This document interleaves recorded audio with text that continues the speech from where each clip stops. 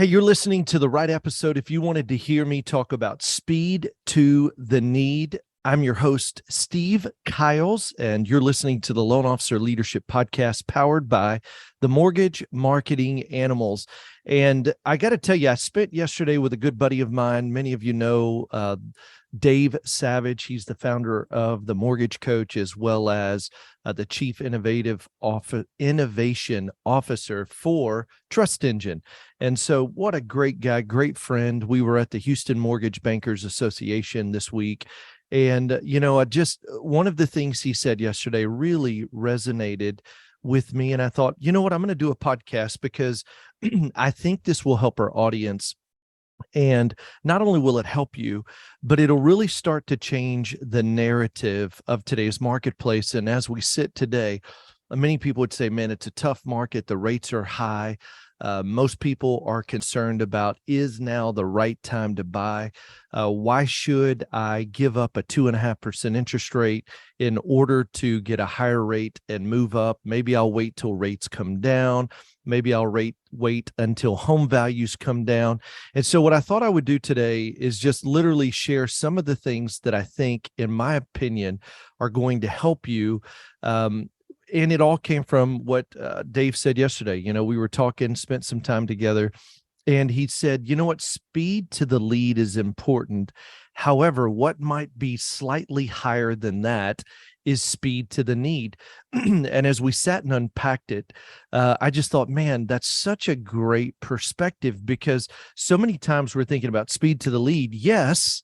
However, are we helping our clients understand the need and truly help them build a clear mortgage plan? You hear me talk about it all the time. We have 30-minute loan consultations with our clients. And in those loan consultations, we're building a clear mortgage plan.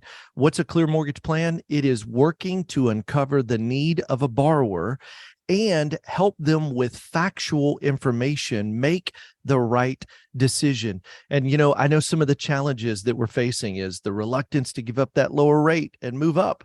But did you know, and here's where some of the talking points, I thought, man, I'm just going to share some of the things I've been sharing with my agents, my partners, our loan officers, the people that are in my network. I run a network where branch managers plug into it and loan officers plug into it.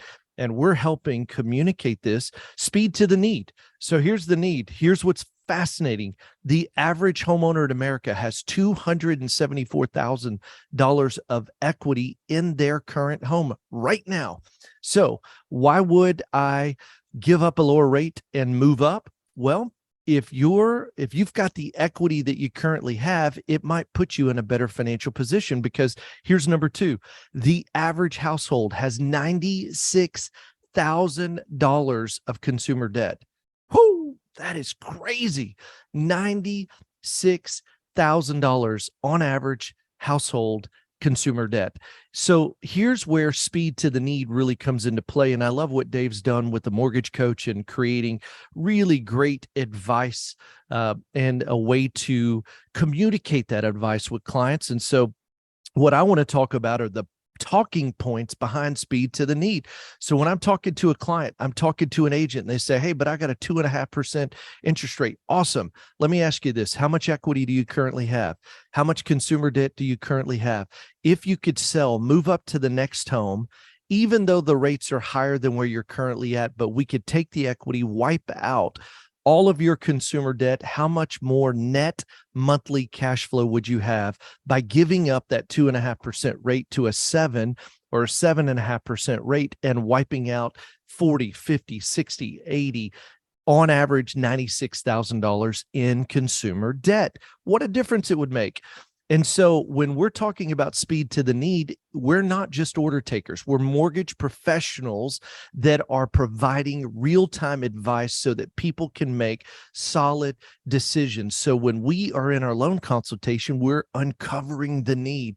What is the need? And then when you're looking in Compass or whatever it is you originate out of, and you recognize, man, they've got $6,000 and monthly expenses that are wrapped up in consumer debt, but they got $180,000 or 400 or 200 or 50,000 in equity in your current home, if you sold, wiped out your consumer debt, how much further along would you be? And here's some more interesting facts.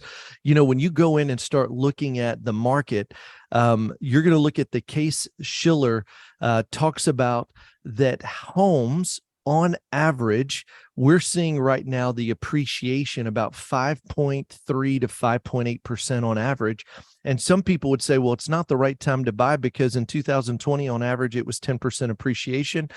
2021, it was 19%, and 22, it was 6%. How in the world can it sustain that kind of increase in appreciated values when here's what the real fact is? Since 1942, 73 years, the homes have appreciated in value, and there's only 7 that have not increased. And that really the most recent stint was the 07 to 2011, where it was negative. But every time since then, there were 73 years since 1942 that the home values have appreciated, and oftentimes in double digits, like most recently, 6% last year, 19% in 21, 10% in 2020, 4% in 19, 5% in 18, 6% in 2017. And so what I hear people say is, I'm going to wait for the home values and prices to come down. Well, if you're betting against the market, there's only 7 times since 1942 that the market has actually went negative. There's one time it went to neutral, and that was in 1991, but 73 times the market has gained in solid appreciation. And if you're going to follow the trend, you're going to follow or bet the market, it is likely to continue in appreciation. So I'll hear people say, hey, Steve, I'm going to wait for the values to come down. Well, I'm telling you that based on historical data, it is unlikely to come down. And if you look at the Case Shiller information that is coming out, you'll find that it's on average 5.3 to 5.8% appreciation. So buying today in a higher rate environment, utilize your equity, pay off consumer debt, put you in a better position. So to give you an example, if I bought a $400,000 mortgage or home, $500,000 home or whatever it is, but I had a $400,000 mortgage or the $400,000 home, that's what it is. And I did the average appreciation right now, it would cost me $23,000 if I wait 1 year to purchase that home. So if I buy it now, I can buy it for $400,000. If I wait a year based on the average appreciation, I would end up paying $423,000 for the same home.